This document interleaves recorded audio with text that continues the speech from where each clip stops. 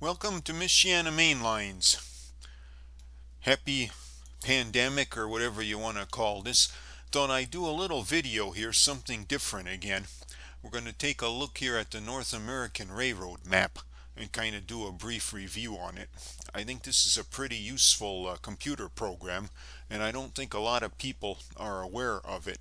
So we're going to take a look at it here now. The only downside is this version 3.11 is about 10 years old. I don't know if they're still going to be doing any upgrades on it. They still sell it, but since it's past all of the big abandonments of the 80s and 90s, it still has a lot of good useful information in it.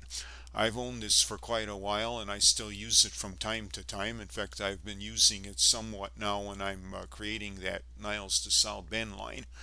So let's take a quick look here, look at some of the tools here. You can zoom in, you can zoom out, you can filter different classes of railroads if you want. You can print off maps, like if you're going rail fanning or something. Here's the information on it, version 3.11, North American Railroad map. We'll look at the Rail Fan Depot website where you can purchase this at the end, if you want to make note of that and check it out. But like I say, I think it's a useful program.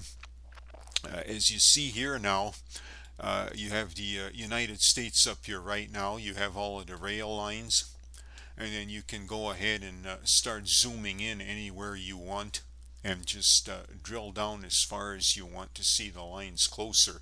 Since this is Michiana Main Lines, we're going to kind of jump into the Michiana area here, kind of center, South Bend. There you see the web of rail lines coming in. Drill into the South Bend area. You'll see this area's lines here very well. Of course, the Norfolk Southern that runs east and west through here. Canadian National North America that goes southwest through northeast. Now, and also the abandoned, the dotted line from Niles to South Bend. Now when you just pass your cursor over a line, you will start to get information on it. Like here you'll see Norfolk Southern popped in down at the bottom of the screen because I'm hovering over the Norfolk Southern line. Now, and there I clicked on it, so I highlighted it in red now, the South Bend to Elkhart portion of the line. Now when you go select a button up at the top for information, it'll bring up a box that pops up to the right.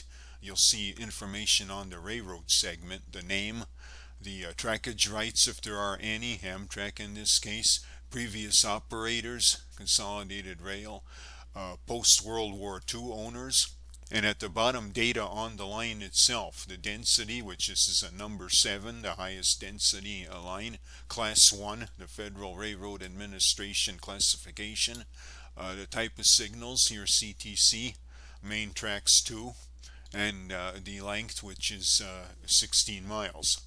So that's kind of cool to be able to do that anywhere you want, anywhere in the country, just to get some quick info on the line. But it doesn't stop there. Now let's take another quick look here at a shorter line, the Elkhart and Western. Again, the same information. This one now shows a density of 0 because there's such small traffic on a short line. It doesn't really fit the profiles of the 1 to 7. But I don't know, I guess it probably would be a 1 in reality. Class 3, much slower speed here because it's not a main track. Of course, signals none. 1 main track and 11 miles. So that's kind of what you are able to get here, which again is really pretty good.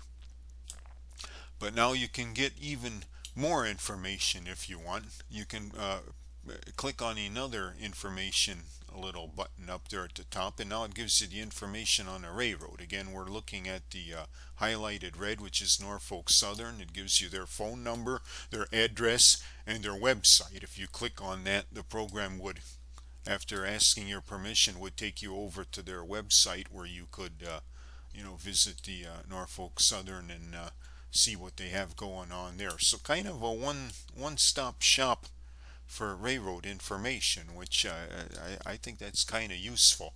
Now we'll drill down here even more. We're going to drill down into the Notre Dame area. Now you'll see what I did. I clicked on the microscope button, and that brings up another box in the bottom which shows even more detail. The main map just showed a straight line from South Bend to Niles. This one is showing the detail now around Notre Dame there. You can see at the bottom where it actually shows the spur that went to the Notre Dame coal pile. You can see that going over to the right. By moving that green box in the main map, that changes your view in the detail map, which there you see that spur more. Now the only thing, I can't find a way to make that detail lower map full screen.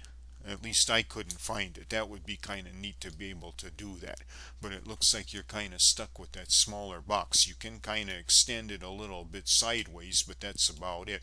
But here again, good detail. You see that line to the Notre Dame coal pile where it curves through the pile and goes to the power plant. Now it does not show the St. Mary's spur over to the left, so it's not 100% on all the detail, but still that's pretty good again to get in one area. There you see, bringing up information on it, you see that Notre Dame density 1 there, length 1 mile, privately owned, which is correct because that was just the Notre Dame spur. So pretty useful, I think. I kind of like a lot of the information this has, even if a lot of it now is historical.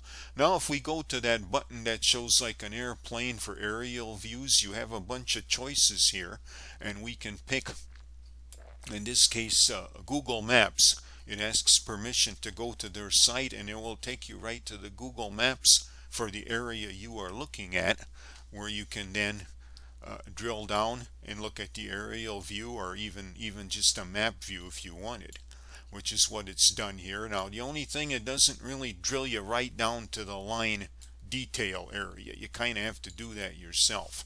It kind of just takes you to the main South Bend overview, but still once you're there you can do just like you would do if you were in Google Maps all by yourself, where you can drill down. Of course, now I'm having some difficulty finding my bearings, but we'll get there sooner or later. There's the north-south line I see over there. I just have to get this together here and get down to where I'm going. But again, kind of cool to be able to do this just in one place. Like if you were, having this on your computer, and say you were reading an article about a railroad or something, you could just bring this up and not have to run. There's the old Douglas Road area where that line went along. Of course, very different there now. Douglas Road is gone there now. They just kind of have like walking trails there. And of course, all the trackage is removed. But you can see there's hotels where the line used to run north to Niles. There's still the curve visible where the line went around toward 31. So yeah, that's kind of a useful little thing there. Again, I think this thing offers a lot of promise and use for somebody that's interested in rail fanning, or just historical railroads, or just map programs in general. So anyhow, that is that. Now the next thing we're going to try to do here, which I did it wrong, is I tried to make another selection here. There's some topographical maps you can link that way. I unfortunately picked the wrong one here, so it took me to a link that I think is dead. So I'm going to go back here right now and click again on that airplane. There it is. Click on that airplane, and this time pick topozone.com, and this will again ask you permission if you want to go to topozone.com, which we will do.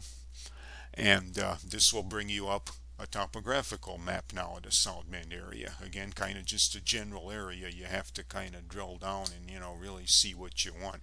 I'm not sure what the date of this map is. You could probably find that out by exploring more in that topo zone, but still just a neat way to be able to do all that from one place, without having to go hunt for anything else, or go bring up other windows on your own in your browser if it's not even open at the time.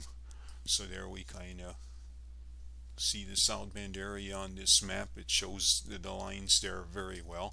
So pretty good, powerful features of this thing, I think. Like I said, I've used it for some time, and I think maybe those that don't know about it might find this useful and at least want to check it out.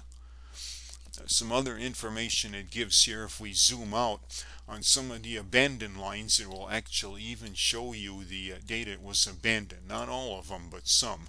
We're going to take a look here at the Winnemac to Kenneth, Indiana line, which is now mostly a bike trail. And with that box there, we can see 2003 was the abandoned date.